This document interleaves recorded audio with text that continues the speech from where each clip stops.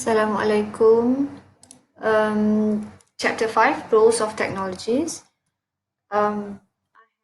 Explained in Chapter 4, who are the technologies. I think there are about 23 to 25 outlined by Malaysian Board of Technology. So before we go more in depth on roles, we have to understand what roles means. Well, I'm not going to define directly roles maknanya apa-apa, that one you can check on the dictionary. Roles, it's equals to accountability, it's equal to responsibilities. Okay, so according to Will Hughes and John Murdoch, I take from this book, you already have the notes I have given you. So kalau ikut the notes, they divide the roles into three different categories or three different systems. The first one is operating system, control system, and managing system. So it depends. For example, a QS. A QS normally is at the operating system. Diorang boleh, because they execute the work. Okay, so under operating systems, the authors has came out with 4 roles. The roles are operating, maknanya they carry out work, the real job untuk siapkan kerja tu. Cooperating, carrying out work as part of team. So you cooperate with whatever instruction is given to you. Advising, you probably have team members who need advisors, junior macam junior QS, or if you have on site, you have junior ataupun site supervisor. Receiving, you receive normally instructions from the top managers or middle managers. Receipt of information about the project for purposes outside the management of the project. For example, the accounts department of a client organization. So you can receive the instruction either from your managers or you can receive instruction from the architect contohnya kalau dekat site. But to make any changes, you tahu you need to have written order, written instruction. Kalau tak ada written on site, jangan buat kerja tu, because when you do changes, suddenly then you might have variation orders. Tiba-tiba arkitek kata, I tak suruh pun you buat ni. Tu hari you cakap mana ada surat. So it has to be clear. So, when you receive information, you need to understand from whom. Okay, either that will change the agreement, the contract, maknanya ada changes tapi dekat dalam contract tu, then you need written information. Right, control system. Control system is normally dekat tengah, middle managers. Okay, they monitor, they record and filter information about an operation. So they tengok, they monitor, macam like doctors, they ask the nurses to monitor, tengok patient ni monitor, okay ke tak? Okay, then they tengok kalau katakan ada problem, contohnya patients tu tiba-tiba suhu dia naik, dia monitor dalam masa 4 jam. So they will make decision based on the monitoring that they've carried out. Supervising is macam site supervisor, you supervise the labourers so that they can do the work according to the procedures ataupun work instructions. Like you had lecturer supervisor, contohnya, we supervise you in terms of your practical report, what to write, what not to write. So we gave you directions on your practical report. Resourcing is ensuring that those who carry out operations have sufficient resources in terms of both skill and economic resources. So when you are at the control system, let's say there are lack of something, resourcing. For example, lack of computers. So bila tak ada computers, how then you can process final payment ke, account. So you need to provide with relevant resources. Managing system is normally at the top management. Yeah, middle managers is normally at the control system, but yeah, middle managers can be in the managing system as well. So dalam management, they coordinate so that the information flows successfully between organization ataupun between departments. Directing, okay, macam ni nak buat, recommending, it's more on the instructions. Macam they are the people who give you instructions, the goals, what you need to achieve, and they will make the approval. Kalau you need something, you need signature, you nak approval on whether you can go ahead or not with the project, then these are the people, the top managers ataupun the leaders. Okay, so instead of giving, like explaining what are the roles of QS, what are the roles of architects, all the technologies, it's better for you to understand which level are they. Because an architect can be at the operating system.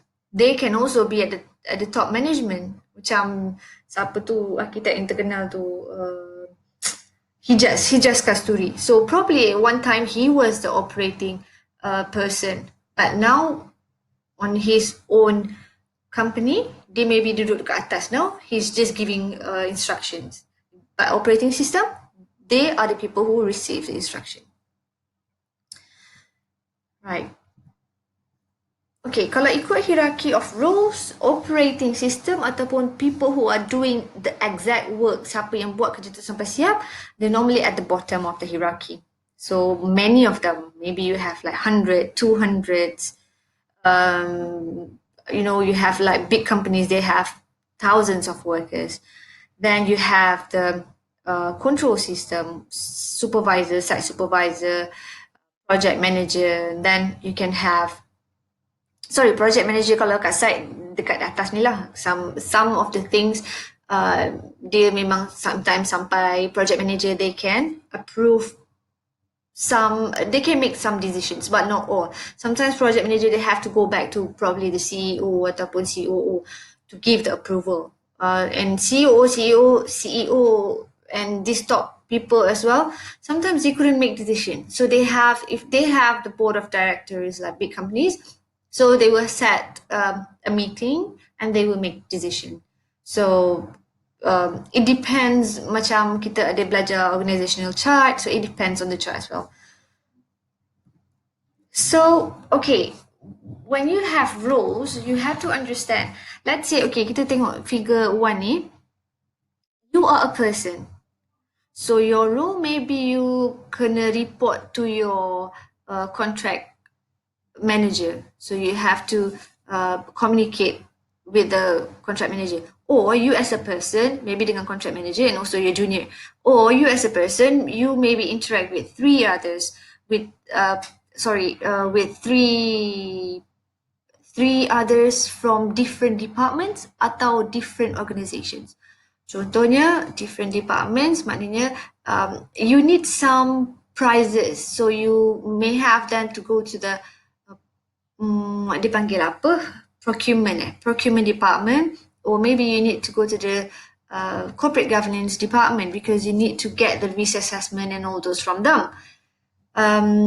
So a person from a department, you maybe kena link with the architect ataupun engineer, either external or internally. Okay, so sometimes you have to liaise with so many people, not only 1, 2, 3, 4, but it's more than that. So these are the links between you and the consultants or you and the internal departmental parties. Whereas if you look at figure number 2, then you have the link in teamwork. So probably you're working as a QS, but you do the work dekat office. But you have another QS, we call site QS, and then you maybe link antara QS and QS. Ataupun as a QS, then you link with this person, and you also had to link with the junior QS, and then junior QS pun kena juga link dengan site QS, and then you may have a huge team or you may have like a very small team. Macam I had practical students who said, oh dalam department kita orang ada 3 orang je. QS ada seorang dekat office, seorang lagi dekat site, seorang lagi saya sebagai trainee. So basically it's just only 2 of us at the office, and we literally had to do all the works, tendering, preparing apa tu accounts, apa tu, progress payment, looking at the contract documents, looking at the disputes, variation orders. Sometimes because these are the companies who give you, how can I say, different companies, you may experience different roles. Maybe they nak jimat on the workers, so they only took 2 workers. But like big companies normally, like I cannot say contractor class A, but maybe public listed companies, like really big companies, so they have maybe like 10 team members for the QS department. So let's go to the next slide. Okay, now this is Belbin team rules. Belbin is a person yang develop theory on team rules and teamworks. Okay, so teamworks itself, kalau you belajar management, I think they have more than 5 theories. They have Maslow, they have Belbin, McGregor theory X and theory Y. Apa lagi? I couldn't recall the names. But Belbin is the person who developed a theory on team rules, and he classified team members into 9 different 9 different titles. Okay, macam you might be a person who can coordinate, or you actually a team worker, you a resource investigator. Ada 9 1, 2, 3, 4, 5, 6, 7, 8, 9. So I'm sure you have team members, right? Sometimes you have disputes in your team because you couldn't understand the character of the person, and he's not a person, contohnya he's not a person who can give you ideas. Dia memang jenis ikut je lah, follower. But then you gave a task ataupun role to that person to create something new, to create Google, satu benda baru, and he would struggle a lot because this person is not a person who can give you ideas. And it's different from another person. Kalau katakan dia tu jenis yang bagi idea, it doesn't mean that the person who can give ideas, dia boleh buat semua benda. He's the executive. Sometimes you perasan orang tu bagi, dia ni idea bagus-bagus tapi tak boleh nak buat. Because he is that sort of person. So, macam mana nak jadi? Okay, you bagi idea and then you boleh ni. It's all about skills. What I can see from my experience, you can become 2, 3 different, whatever you want to become, as long as you know how to develop the skill. You have to polish. If you're not, creativity, you still need to polish. You tengok budak student architects, what they played with. Masa I dekat Annex, kita dekat Annex mana dulu? Annex 1. Looking at the architecture students, they played with the parachutes, with the skateboards. They planted, I planted vegetables. They created things because these are the practices they need to teach to architecture students to develop the creativity side.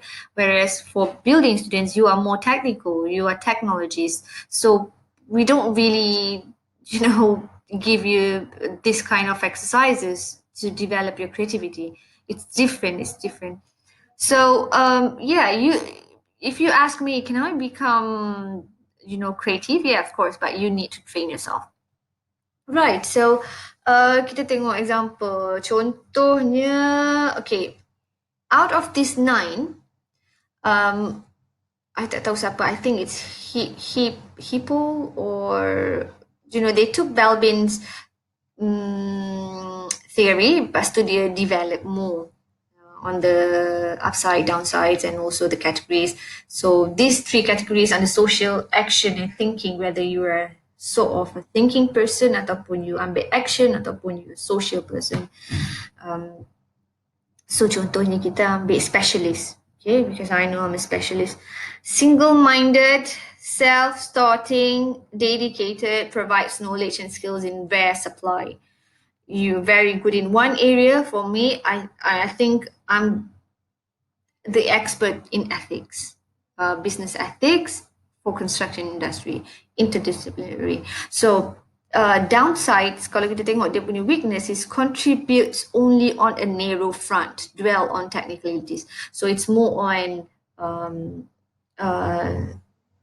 it's narrow, ethics narrow kan. So because it's specialist only on one area.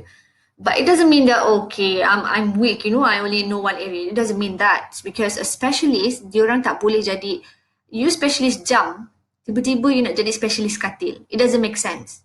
Okay, so it makes sense if you say you're only a specialist for one thing. Tapi kalau you come across a lecturer who says, oh, I'm expert in this, I'm expert in semua benda dia buat. So it doesn't make sense, because probably she or he only knows the surface. Okay, tapi kalau macam I kata I know about ethics because I dwell a lot on ethics. Tapi bukan semua ethics, ethics besar. So I'm looking at corruption and business ethics, on deontology, theology. Tak nak pergi deeper on that. So how to know what kind of person you are or what kind of person your team members are? You have to listen, you have to observe. Kalau orang tu lemah, tak boleh buat drawing, you bagi juga dia buat drawing. Macam mana nak siap kerja? So you have to identify it. To be in a like a successful team, normally the leader would identify, okay, macam mana nak buat? There are loads of free online tests. You can just type Belbin team rules test. Then you can just do, or if you are a leader of your team, you can ask your team members to do the test, and then you ask them to submit you the report. So then from there, you can actually identify, okay, dia ni macam ni, dia ni macam ni. If you want to do that, it depends. So let's see, what do I have next? Okay, not this one. I just want to show you what I did. Okay, this is one of the free tests I did. Very simple test. They only had about 45 questions. All 45. Kalau you nak tengok dekat sini, idrlabs.com/teamrole/test.php. So bila I buat test ni, it came out that I know I'm a finalizer. I agree with the result. I'm a finalizer, meaning dia ada bagilah description dia dekat bawah sini. Finalizer is action-oriented roles. I am, if you, any of you pernah jadi my supervisor, practical bawah I, so you would know how fussy I am. Tapi mungkin dulu I'm not sure, but nowadays they know how fussy I am. Very, kalau kerja you tak tersusun, jadi serabut. Okay, so they want to make sure that the work delivered can be trusted and has been checked and double checked. So before submit, kalau I have a report, I would give it, I would ask my members, give it to me. The final one, let me touch up. Biar I tengok, biar I take review, biar I betulkan. Kalau tak ada benda yang, if I detect inconsistencies, I will correct them. So before submission of anything, I would like to check, even though I'm not the leader. Okay, so it came out that I was the finalizer. Okay, quite strong. Kalau you tengok dekat sini, I'm more on the orange,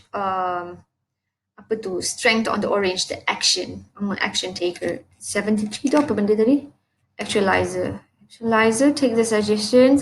Oh, I love suggestions and ideas of people And then I will take them, I evaluate, lepas tu I akan bukan ciplak, but I will acknowledge them, of course. But then I will create something and I will bring them in together in the team and we will work together with the project. But I know, jom kita kecilkan sikit kalau boleh kecilkan. Okay. People-oriented roles. Kalau you tengok I punya score here, tak bagus. Okay. I know I can make loads of friends. I have many friends. But I'm not a person who likes to give direction. I don't like to, it's just me. I know I can develop that, but I just don't like to give instruction to, especially kalau duduk dekat, looking at my roles as a lecturer. They wanted me to become the coordinator, coordinator program. I rejected twice because I don't think I have the skill. Give instructions to Dr. Hairuman contohnya. I know I can. I have debated with some of them. We had arguments, but it's not all about that. It's about how you carry the team members. For example, I had a project, just a recent project. I initiated the project. We work on the project, but then I gave it to someone else to become the project director. I said, okay, you jadi project director. And it's like, Hafizah, this is your project. That's fine. Because I know I tak boleh pulling out, nak kena ikut-ikut kerja dah siap. I'm not that person. I don't like nak kerja. But I'm a person, bila I cakap siap, kena siap. Takut kena marah. I'm that kind of person. I have this fear. Dengan students saya boleh marah, but with the colleagues, I don't have that patience. I know. That's what I think. I don't really like to become the coordinator ke, nak jadi rektor tu apatah lagi kan, rektor tu dah tak payah cerita lah, timbalan ke apa ke. I don't like because I can give instructions, but to follow up with these people, it's my style is different. So tak payah cerita banyak sebab you can do this test and see what kind of person you are. I think you already know. Sometimes people they think they are not good with people, but bila buat test, then they realize they can become a director. So people say you have the qualities, but for now I don't want. That is not my aim. Itu pun sama juga. So it's about you. Bila you duduk dekat company as a worker, I pernah interview a QS, senior QS, and I was like, how many years have you been a QS? And dia cakap, I have been a QS for 20 years. So I cakap dengan dia, 20 years. So why are you still here? Dekat company yang sama. Dia kata, I'm happy with what I'm doing. I'm happy with doing the actions. I'm happy with, completing the tenders. I cakap, 20 years, you can actually become a contract manager if you, jump to another company or if you tried at least. And he said, well, I don't like to give instruction to people. I'm happy here. I'm happy with the salary I've got. So, they are that kind of people. Okay, so that is rules. If we talk about rules, it's quite complicated, but very interesting topics. Roles in different phases. Okay, so now in construction we have project life cycle. We dah belajar dekat dalam construction economics. So we have some theories. They have 5 phases. Some theory have 3 phases: pre-development, development, and also the last one. And this is the typical. The phase 1 is conceptual, and then you have planning, execution, and termination. And some people, they use the C, conceptual, C, D, E, F. C, conceptual, D is development, C, D, E is execution, F is finish. So C, D, E, F. Senang nak ingat. So during conceptual, you know what is conceptual, you know what is planning. Let's say if you're a project manager, you might be given a role here.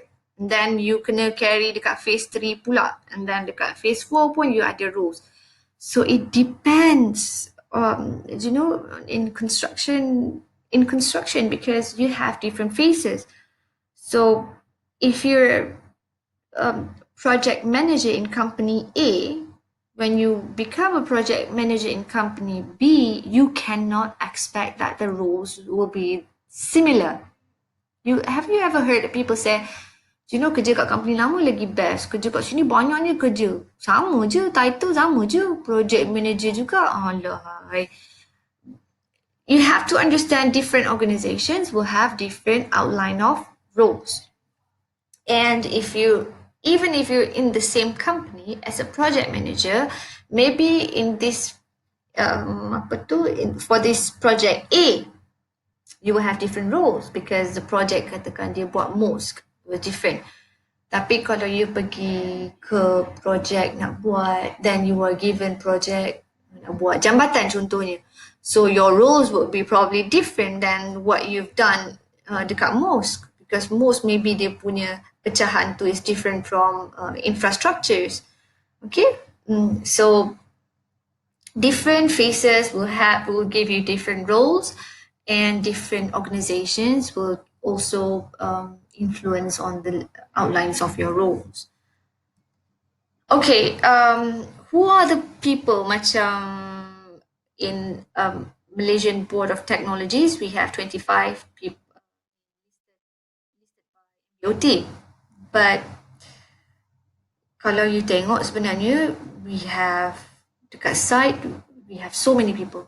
I'm talking about people, I'm not talking about organizations. Of course we have architects, but then we have designers, we have dia punya apa tu COW lah, apa benda lah, CSO lah. Then you have contractors, you have contractor demolition, you have leading contractor, you have principal contractors, you have specialists dekat dalam contractor pun, then you have project manager, you have banyak pecahan dia. Okay. I think I wanted to show you something else. Let me check. So, sekejap. Oh yeah, now I remember. Okay, dekat different phase, dekat sini, I've given you the notes written by Will Hughes and John Murdoch. So if you look at this, let's go up. Kalau you tengok nota ni, I just want to go through a bit. 11, let's just go 11 here. Now, dekat dalam roles, tengok tajuk dia dulu lah. Roles in construction projects, roles. So Will Hughes and also siapa di mana dia? Will Hughes dengan John Murdoch, they did an analysis menggunakan 6 different registration bodies ataupun institutes, different organizations. Bukan contractor, bukan parties yang involved untuk execute construction works, tapi these are the institutions ataupun regulators ataupun registration organizations. So dekat sini dia ambil British Standard, dia ada ambil RIBA is Royal Institution of British Architects. I highlighted two, CIC and also JCT. JCT is Joint Contracts Tribunal and CIC is Construction Industry Council. Jangan confuse CIOB dengan CIB ni. CIOB dengan CIB. CIOB is Chartered Institute of CIO. Chartered Institute of Builders, I think. Tapi kalau CIB is Construction Industry Board. So they analyze roles that have been outlined by these organizations. Kalau kita tengok dekat sini, let's go to 47. Okay, so this is JCT. Contract tribunal tadi. So if you have clients, you have feasibility consultants, you have team managers, you have lead designer, architect, designer. You have banyak-banyak planning supervisors and you have the contractors. Of course, under contractors, you will have also your own QS. You will have project manager, contract manager. You have site supervisor, site officer, macam-macam lah. You have different roles. But now we'll just look at the bigger picture, the contractor. So kalau ikut phase tadi kan kita ada fasa C, D, E, F, conceptual, development, execution and finish. So if you look at how JCT outline, they have the first they start with appraisal. This is for facilities, and then they have strategic briefing, then outline proposals. So kalau you tengok dekat sini, at the earlier stage, contractor tak ada buat apa-apa. No rules. But now I want to say here, this is what they outline, organization. But if you look at different types of contract, contohnya kalau turnkey project, okay, ataupun design and build. If you have that kind of contract, then contractor will come in first. They will come in and then they will give advice because they are the main party ataupun main consultants that have been appointed untuk tengok semua consultants di bawah dia. Okay, but this is different. So this is the typical contract. So dekat awal contractor tak ada. Tengok lagi, kita cari lagi contractor. Kenapa I cari contractor je? Because we are builders. Okay, contractors dekat sini tak ada. Prelim consultation, investigate utility and services connections, not bukan kerja contractor according to JCT. And then detailed proposals. Bila diorang nak buat detailed proposals, tengok contractor, we still don't have roles like development, control approval, work stage report. We don't involve in that. Final proposal pun tak ada because they are still at proposal level. But it depends. If the contractor is the one who make the proposal, then it's a different story. But this is just in general. Macam contohnya contractor yang buat proposal was Gamuda for MRT projects, and we have many contractors who came out with proposals and proposed to government to develop Malaysia. Okay, product information. Tengok contractor tak ada lagi input for product information. Tender documents, we don't give input for the tender documentation. Tak ada. Okay, tender action, no. Mobilization. Here, they acquire the contractor to provide ataupun carry out the health and safety plan. A means diorang does the work. Okay, they have to carry the work, health and safety plan. Construction to practical completion. So construction baru masuk contractor. So bila start for construction, then the operation of course bukan semua pihak kecuali contractor sahaja yang aid. We are the people who execute the construction work. Then cash flow pun bukan bawah contractor, but for builders we have our own project planning. We need to have that and also the cash flow. Otherwise nanti tunggu terbalik punya project. Then contractors design information, we have to provide that as well. This is according to JCT. Dekat atas ni masih di JCT lagi ni. So contractors be cooperates.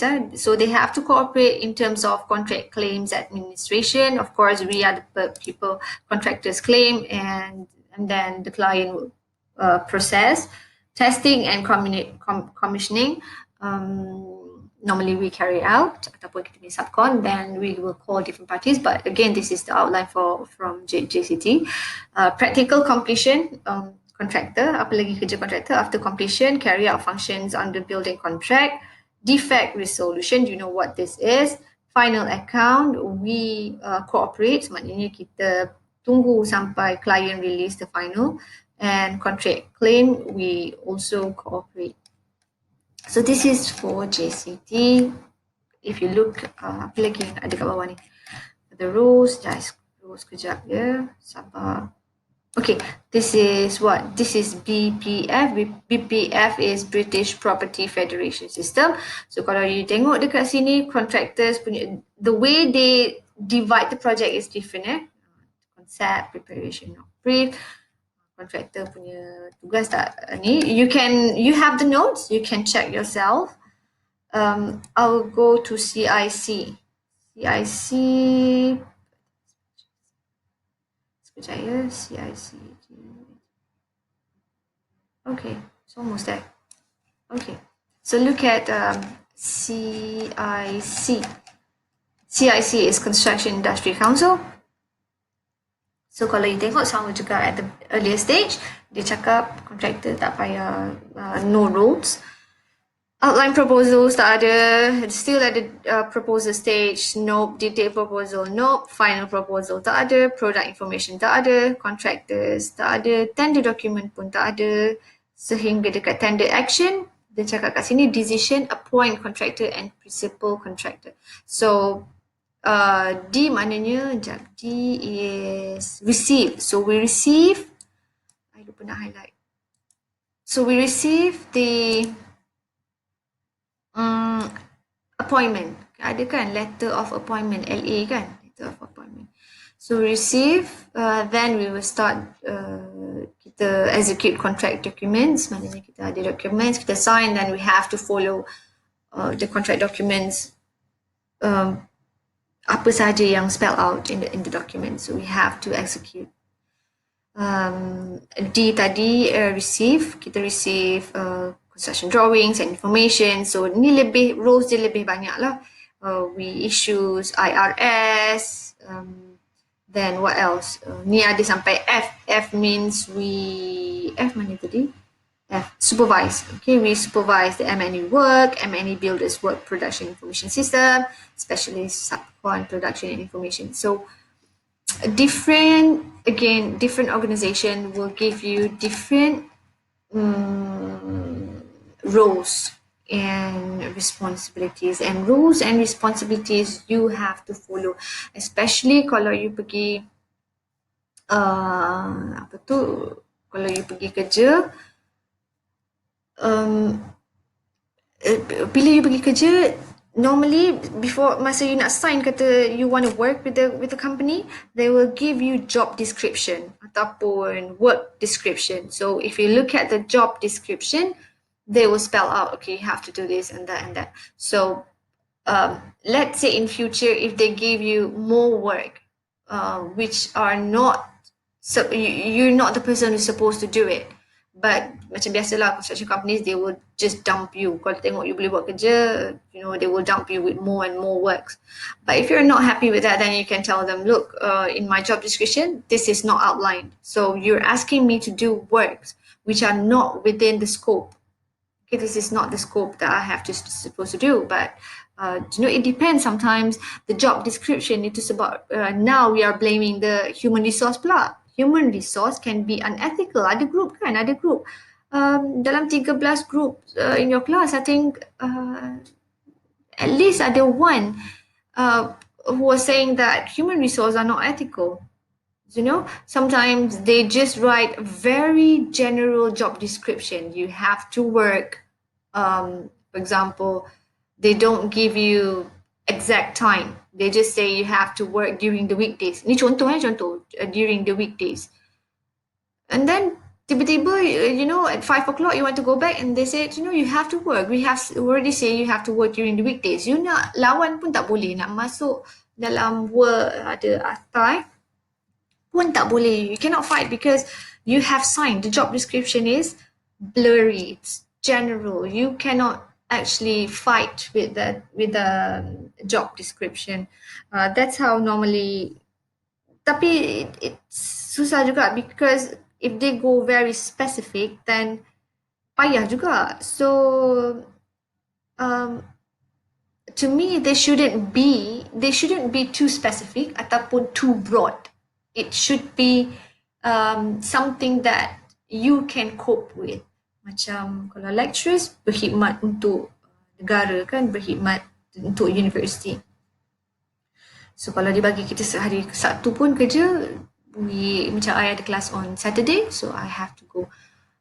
Tak ada claim OT ke, nak claim cuti ke macam staff sokongan ada. No, we don't have because we berkhidmat untuk negara. But we are happy with that. We are okay with that.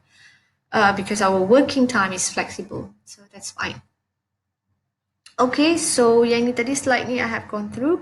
So that's all for chapter 5.